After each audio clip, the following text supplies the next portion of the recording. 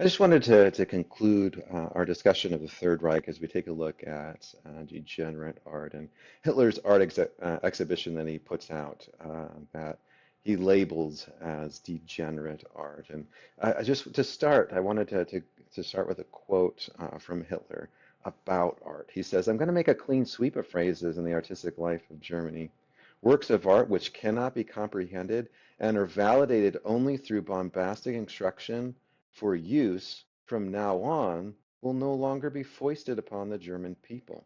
And so he's taken a look at that idea of the modern art, and we've been discussing how, quote unquote modern art became ugly, or some of the reasons why it changes from representational art to non-representational art, and focusing more on the ideas and the beauty of the ideas rather than the prettiness of representational art. And he has strong feelings about modern art movement, and suggesting that it's defiling art and the art world.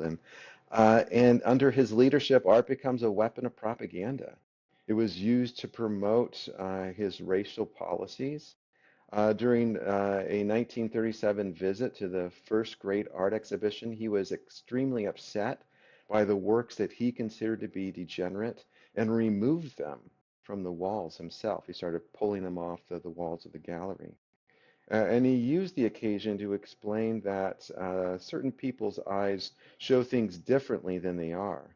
Men who see, or as they may see, experience the present day body shapes of the people of our nation only as degenerates perceive meadows of blues, skies of green, clouds of sulphurous yellow, and so on. I just want to prohibit, in the name of the German people, that poor, unfortunate individual who clearly suffer from bad vision try to forcefully sell the results of their misconcept. Close quote. So that was a quote from Hitler about his upset about people that are seeing the world differently, that they shouldn't be out there trying to sell their different vision of the world. For him, it's all about unity. It's all about seeing the world my way, right? And so it's kind of an interesting kind of mindset to have. And so then what he does is he kind of takes that a step further, and he says, I'm going to organize what he calls a degenerate art exhibit.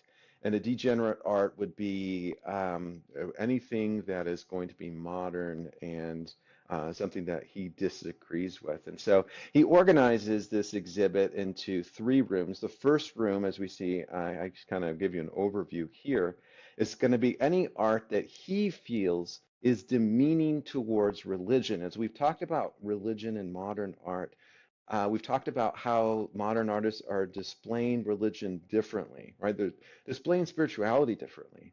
And because they're displaying it differently, he invariably says that that must be wrong, right? That it must be irreverent. We talked a little bit about that in our Zoom meeting about the idea of, can modern art be considered spiritual, or is it inevitably irreverent? And he's going to say that it's irreverent or irreligious. The second room was filled with works that were by Jewish artists. And so that if Jewish art doesn't matter what it looked like, if it was by someone that was Jewish, it was then thereby degenerate in and of itself. And then the third room was works that were insulting to women, soldiers, farmers, the common, right, the bedrock of the German people. He says anything that he deems is insulting to men, women, soldiers, farmers, etc. He's going to consider degenerate art, right? And then the rest of the exhibit had no particular theme. And then what he would do is, in case you didn't know that, I mean, by the title Degenerate Art Exhibit, that he was making fun of the art, then they put these kind of mocking comments on the walls, just like insolent mockery of the divine under a centrist ruler, revelation of a Jewish racial soul, an insult to German womanhood, right? So he's putting these words out there to act as a means of propaganda that you shouldn't like this, and this is just further evidence that the modern world is lost, and that the modern world is lost because of the Jewish people and their overarching conspiracy to unroot civilization, right? Or madness becomes method. Nature is seen by sick minds. Even museum bigwigs call this "Are the German people?" And then this was the catalog that they would put out to advertise for people to come in and to see this degenerate art. And so, and what's kind of interesting about it, it was a huge success. There was a line out the door for people to come in and to see this degenerate art. And I just want to go through and show you some of the works that were in this degenerate art. And we've talked a little bit about when the Nazis went in and to different villages and different towns and different countries as they started invading countries. They would go into the Jewish homes, and then they would take all the valuables with them. A lot of the valuables that they took was art. And so a lot of this kind of filters its way back to Germany one way or another, and starting to display it in art museums. This is modernization of the prodigal son, right? And he calls this degenerate because it doesn't look visually realistic, right? And so then just to kind of think about what your thoughts are about this, right? And we talked about Emil Node before. The one art that we've studied with his is the Pentecost. And then this is what Emil Node, this is kind of a reaction to what's happening in Germany. He has this kind of lament as he sees his art being mocked. He says, "My pictures are scorned, sold off for a song.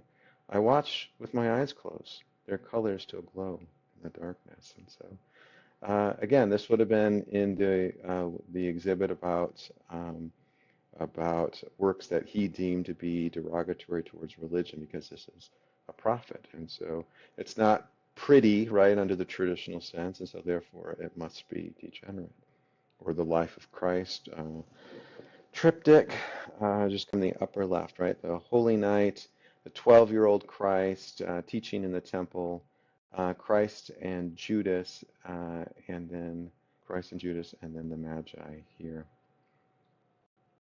But again, I want you to think, are these things, irreligious, right? And it's hard. I mean, I'm doing this within the mindset of Hitler's kind of narrative, and nobody wants to agree with Hitler. Um, but just kind of working through the process, right? I think a lot of people who don't take art classes would probably agree with this as being considered degenerate art. And hopefully we're developing as we go throughout the semester a more sophisticated understanding of what art can be. Talked about this one before. This one made it into the degenerate art exhibit by Marc Chagall. Here's another one, Road to Emmaus and Disciple. Here is the study of Eve, and again, it's just, it's more modern art, it's more about interpretation, more about feeling.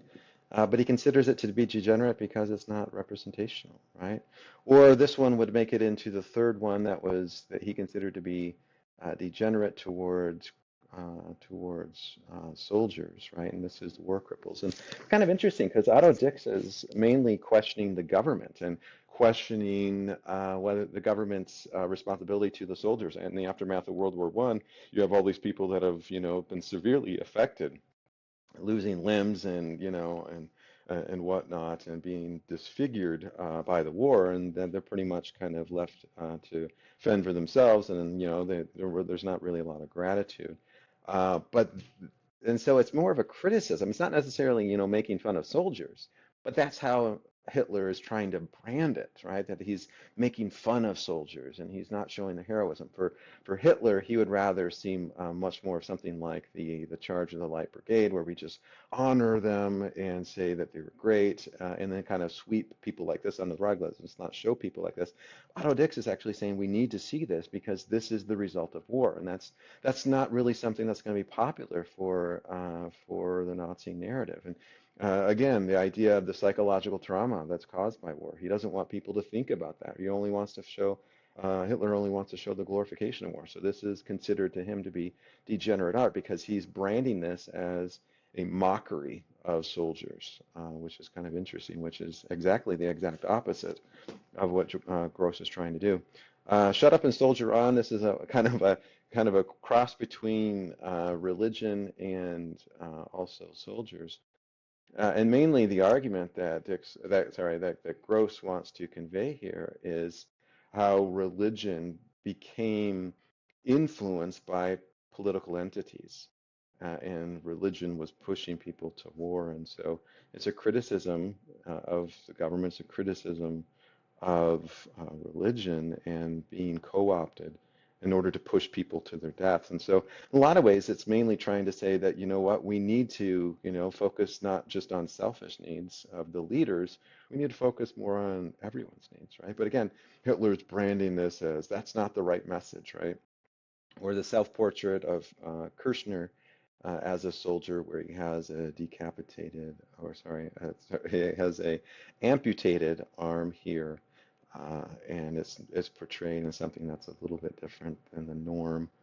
Or the portrait of a man, right? This is all going to be considered degenerate, or Paul Klee here. That's not visually representational and doesn't immediately appeal to the eye, so therefore it must inherently be bad. Or Kirchner's The Winter Moon Landscape.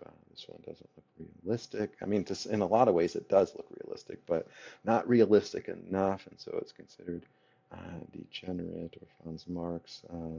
Blue Horses, all part of modern art and something that he despises, right? And here's Marc Chagall's Pinch of Snuff, and so focusing on Jewish heritage, Jewish culture, and this is going to be clearly considered degenerate, right? So kind of an overview of what's going on within Germany and how Hitler is taking art and kind of has this kind of singular focus on art, because art has a way of shaping people's mindsets, shaping people's opinions, and persuading people to a certain way of seeing the world. And he really wants to control the way that the Germans see the world, to control his message, to control what he's trying. And the consequences, I guess, as we think about moving forward, as we think about applying these ideas and what we can learn from them.